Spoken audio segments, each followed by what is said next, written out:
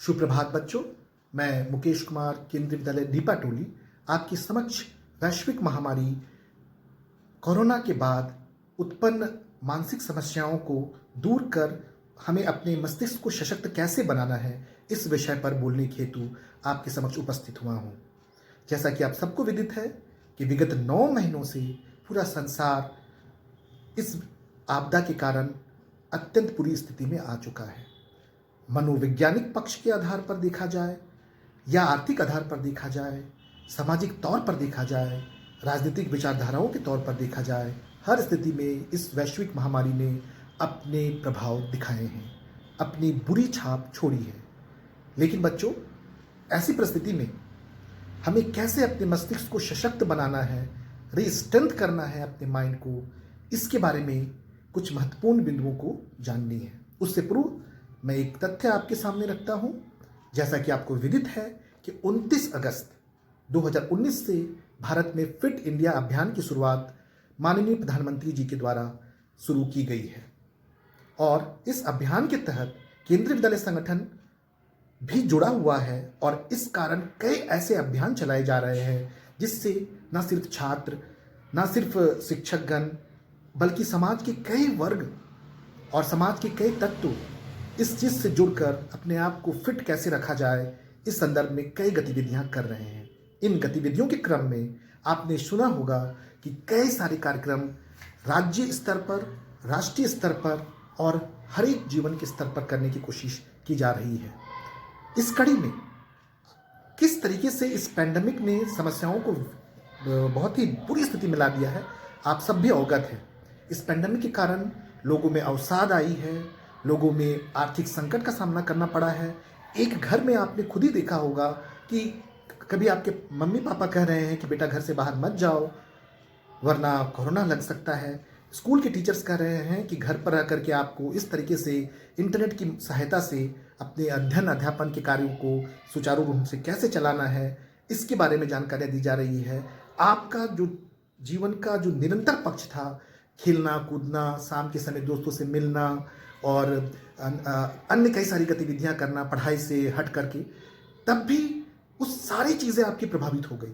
इन 9 महीनों में आपने देखा होगा कि जीवन आपका बिल्कुल बदल सा गया है और इस बदले जीवन में आपने कई तरह के पतन देखे, कई तरह की रुकावटें देखी।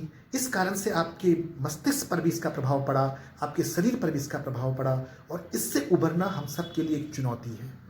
इस चुनौती से निकलने के लिए मैं कुछ बिंदु आपको बताना चाहूँगा और उनमें सबसे प्रमुख है, आप सुबह का समय, सवेरे के समय जब जिम की शुरुआत करते हैं तो उस परमपिता परमेश्वर को प्रणाम कर उनसे ये प्रार्थना करें कि विश्व की शांति हो, विश्व में अमन हो, विश्व में चैन हो। और इसकी शुरुआत जब आप करते हैं इस प्रार्थना से, तो स्वतः ही वो आपके अंदर की ऊर्जा को बाहर की तरफ प्रकट करने के लिए एक कारगर कदम होता है।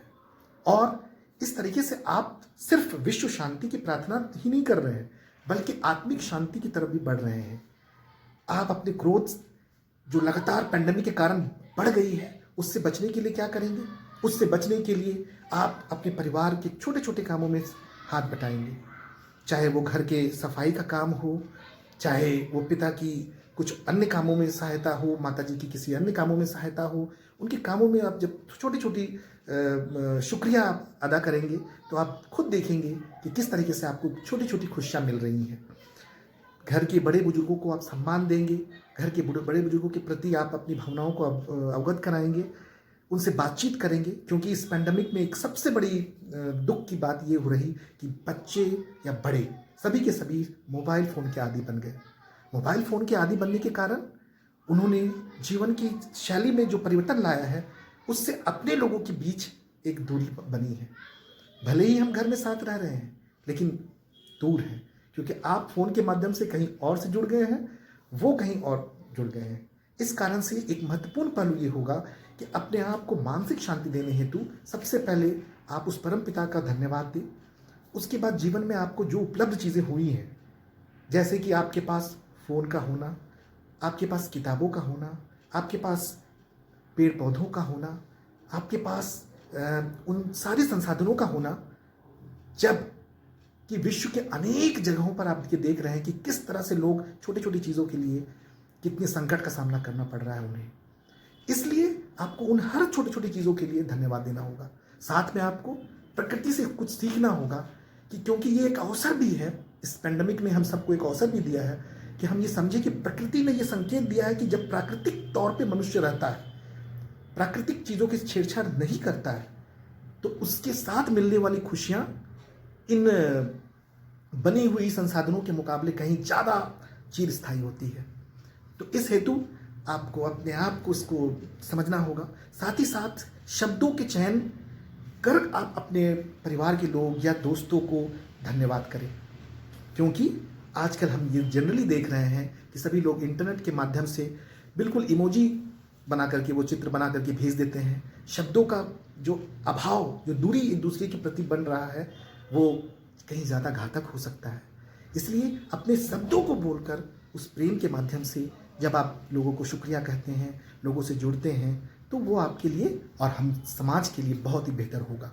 साथ ही साथ आपको अच्छी तरह पता है कि अपने मानसिक चुस्ती के लिए आप छोटे छोटे गेम खेल सकते हैं, जिसमें कि चेस है, पजल्स को सॉल्व करना है, और घर पे ही रह करके छोटी छोटी फिजिकल एक्सरसाइज करके भी आप मस्तिष्क को गुणवान बना सकते हैं।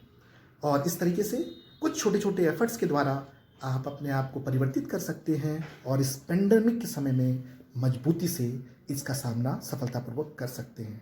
आपके अच्छे स्वास्थ्य की कामना के साथ मैं आप सबको धन्यवाद देता हूं और इस अभियान को आगे बढ़ाने हेतु आप सबको आगे आने हेतु आमंत्रित करता हूं। धन्यवाद।